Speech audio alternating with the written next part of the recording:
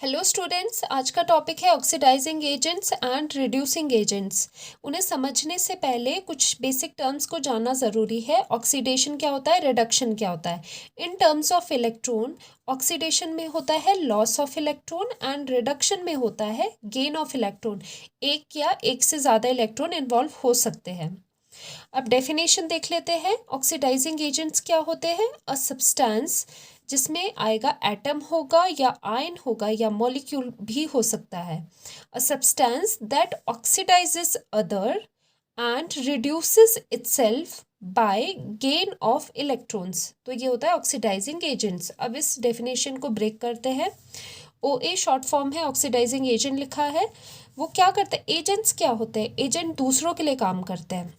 Oxidising agent मतलब दूसरों को ऑक्सीडाइज कर रहा है, तो हम लिखेंगे ऑक्सीडाइजेस अदर्स। और अपना क्या हो रहा है? खुद को रिड्यूस कर रहा है, रिड्यूसेस इटसेल्फ। मतलब दूसरों को ऑक्सीडाइज करा और खुद का रिडक्शन कर लिया। जो खुद रिड्यूस होते हैं और दूसरे को ऑक्सीडाइज करते हैं। ठीक है, तो रिड्यूस अगर खुद हो रहे हैं तो रिडक्शन में क्या होता है? Gain of electron. तो ऑक्सीडाइजिंग एजेंट में क्या होता है? Gain of electron. ठीक है, ये तीन चीज़ें आपको यहाँ पर याद करनी है। इससे आप आसानी से डेफिनेशन बना सकते हैं। ऑक्सीडाइजिंग एजेंट दूसरे को ऑक्सीडाइज कर रहा है और खुद की रिडक्शन करता है। खुद की रिडक्शन कर रहा है तो रिडक्शन में क्या होता है? गेन ऑफ इलेक्ट्रॉन होता है। तो ऑक्सीडाइजिंग एजेंट में क्या होता है? Gain of electron. वैसे ही रिड्यूसिंग एजेंट देख लेते हैं।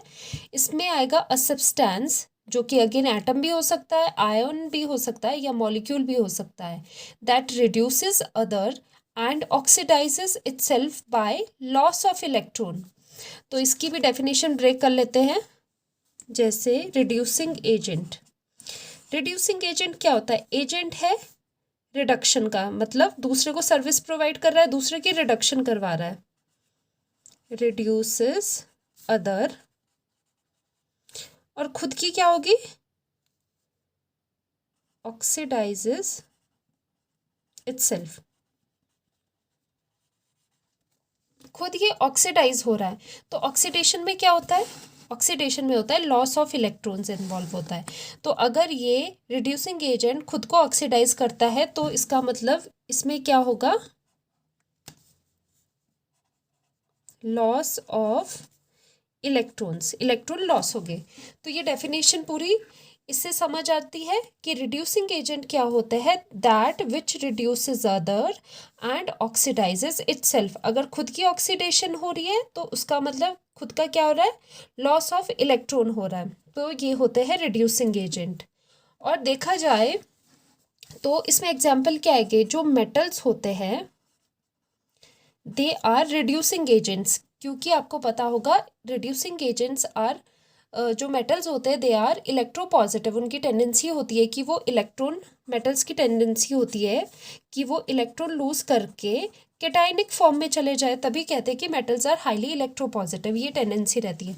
तो यहाँ क्या हो रहा है? लॉस ऑफ इलेक्ट्रॉन हो रहा है। तो लॉस ऑफ इलेक्ट्रॉन है तो वो क्या होता है? रिड्यूसिंग एजेंट्स होते हैं metals. On the other hand जो नॉन मेटल्स होते हैं वो ऑक्सीडाइजिंग एजेंट्स होते हैं। यहाँ पर नॉन मेटल्स आ जाएगा। नॉन मेटल्स में क्या होता है? Gain of electron. Gain of electron हो रहा है तो ऑक्सीडाइजिंग एजेंट्स होते हैं वो। अब यहाँ पर समझ लेते हैं एक और चीज़।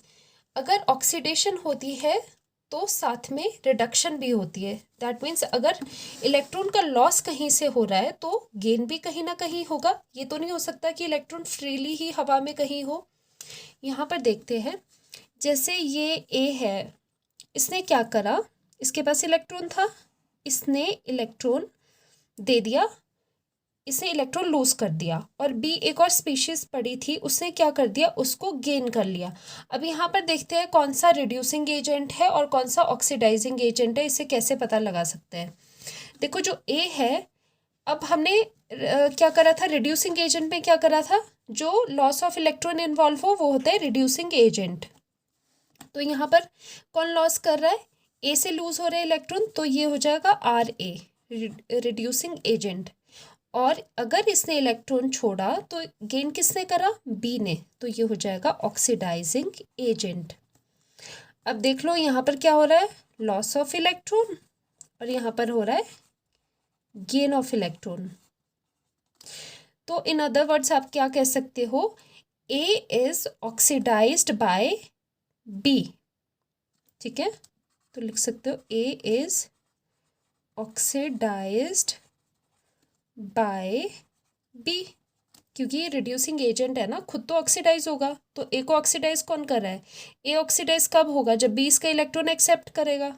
ठीक है, तो वैसे ही दूसरी टर्म में क्या बोल सकते हो कि बी क्या हो रहा है, रिड्यूस हो रहा है ना by gaining electron, B is reduced by A. ठीक है, तो ये जो ऑक्सीडेशन रिडक्शन होती है ये साथ साथ में होती है, एक से इलेक्ट्रॉन जाएगा दूसरा एक्सेप्ट करेगा, एक में ऑक्सीडेशन होगी तो दूसरे में गेन करके रिडक्शन होगी। इन शॉर्ट हम एक चीज़ यहाँ पर समराइज कर सकते हैं।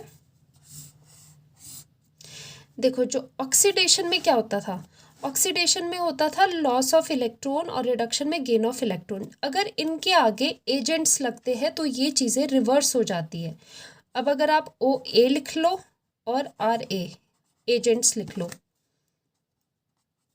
ऑक्सीडाइजिंग एजेंट में क्या होता है, gain of electrons, and reducing agent में क्या होता है, लॉस ऑफ इलेक्ट्रॉन्स। जस्ट अगर आपने शॉर्टकट में इसे लर्न करना है तो आप ये ट्रिक यूज़ कर सकते हो। ऑक्सीडेशन में ये लर्न कर लो, ऑक्सीडेशन में होता है loss of electrons and reduction में गेन ऑफ इलेक्ट्रॉन्स। लेकिन अगर इनके आगे आप एजेंट लगा देते हो, ए लगा देते हो, तो रिवर्स हो जाता है, यहाँ पर गेन हो जाता है, यहाँ पर लॉस होता है। तो इस तरह से इस ट्रिक से आप ईजीली ऑक्सीडाइजिंग एजेंट और रिड्यूसिंग एजेंट्स को रिकग्नाइज कर सकते हो और इनकी डेफिनेशंस भी लिख सकते हो। सो होपफुली आपको ये हेल्पफुल रहा होगा। Thanks for watching. Do like and subscribe. Thank you so much.